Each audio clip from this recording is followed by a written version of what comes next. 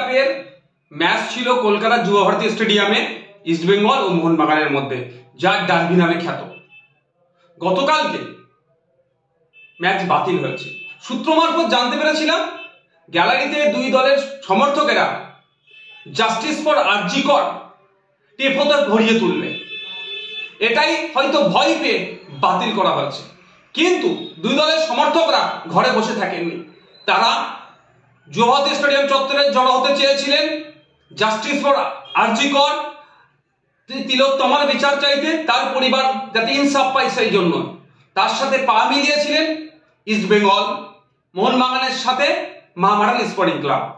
তার এই তিন দলের কর্মী সমর্থকরা যখন জড়ো হয়, পুলিশ মেন গেট থেকে 200 মিটারের মধ্যে কাউকে প্রবেশ করার অনুমতি দেয়নি, 200 মিটারের বাইরে দাঁড়িয়ে বাইরে থাকার কথা বলেছে। তিন দলের সমর্থকেরা 200 মিটারের বাইরে থেকে শান্তিপূর্ণ ভাবে তারা প্রোটেস্ট করছিল এবং জাস্টিস ফর আরজি কর, জাস্টিস ফর তিলোত্তমা বলছিল।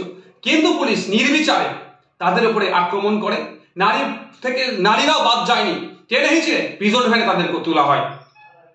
আমাদের প্রশ্ন, যেখানে মুখ্যমন্ত্রী নিজে জাস্টিস ফর তিলোত্তমা বলছেন, খুনিদেরকে দোষীদের শাস্তি চাইছেন, ফাঁসি চাইছেন, এবার ডেডলাইন করে দিচ্ছেন, সেখানে ভিন্ন দলের সমর্থকেরা তারা যারা ভিন্ন মানুষেরা যারা তিলোত্তমার হয়ে আওয়াজ করছে, তাদেরকে পুলিশ দিয়ে এরকম ভাবে দমন পীড়ন করা হচ্ছে কেন? আমরা কি ফ্যাসিস্ট রাজ্যে বসবাস করছি, না ফ্যাসিস্ট জমানা দিয়ে চলছি? আমরা জমানার মধ্য দিয়ে যেভাবে দমন পীড়ন করা হচ্ছে, মানুষের বাক স্বাধীনতা কেড়ে দিচ্ছে, মানুষ অন্যায়ের বিরুদ্ধে কথা বললে সেটা পুলিশকে দিয়ে দমন পীড়ন হচ্ছে, যেভাবে কাণ্ডটা আজকে ঘটেছে তীব্র ধিক্কার নিন্দা জানাচ্ছি। আমরা অপদার্থ, ব্যর্থ পুলিশ মন্ত্রীর ব্যর্থতার দায় স্বীকার করে পদত্যাগের দাবি করছি। সাথে সাথে স্বাস্থ্যমন্ত্রীও এই দায়, এই যে ঘটনা আরজি করে ঘটেছে, এটা নতুন ঘটনা নয়, বিগত দিনে এই ধরনের অনেক ঘটনা স্বাস্থ্য কেন্দ্রগুলোতে রিলেটেড ঘটছে, সম্পূর্ণরূপে ব্যর্থ হয়েছে।